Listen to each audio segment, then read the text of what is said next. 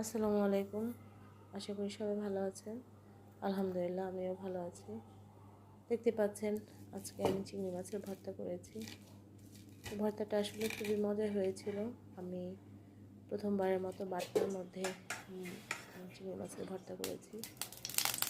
একটি কড়াইয়ের ভিতরে আমি পরিমাণ তেল দিয়েছি, দিয়ে আমি শুকনো মরিচ দিলাম।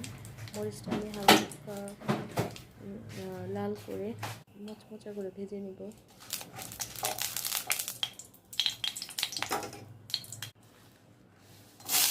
এখন আমি রসুন কুচি দিয়ে দিলাম, সাথে কাঁচামরিচ দিয়েছি। কাঁচামরিচের ঝালটা খুব সুন্দর একটা ফ্লেভার আসে। এই যে মরিচটা হয়ে গেছে, মরিচটা আমি এখন তুলে নেব। রসুন কুচিটা ভালো করে ভেজে নেব। খুব বেশি মশলাটা হবে না, হালকা বাদামি হবে। অন্যদিকে আমি হলুদ আর মরিচ আর লবণ দিয়ে মাখিয়ে রেখে দিয়েছি।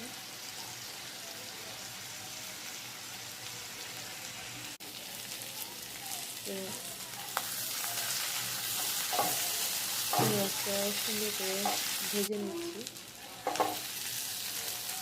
ভেতরে একটু ঘুষি ভাজতে সাথে ভাজা হয়ে গেছে, একটা প্লেটে তুলে নিলাম। এখন আমি বাটনার মধ্যে কাঁচামরিচ, রসুন আর শুকনো মরিচ সুন্দর করে গুঁড়ো করে নিয়েছি। কাঁচা পেঁয়াজ নিয়েছি, ধনেপাতা নিয়েছি। সবগুলো উপকরণ আমি খুব সুন্দর করে মাখিয়ে নেব। বাটনা দিয়ে ঘষে ঘষে আমি ম্যাশ করে নিচ্ছি যাতে মিহি হয়ে যায়।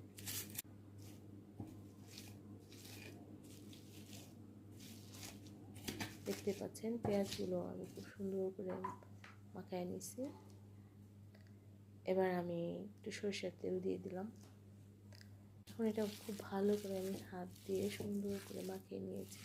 এত সুন্দর একটা ঘ্রাণ আসতেছিল, আর সত্যি গরম ভাতের সাথে এটা এত মজা হয়েছিল খেতে। বাসায় এভাবে করে দেখবেন।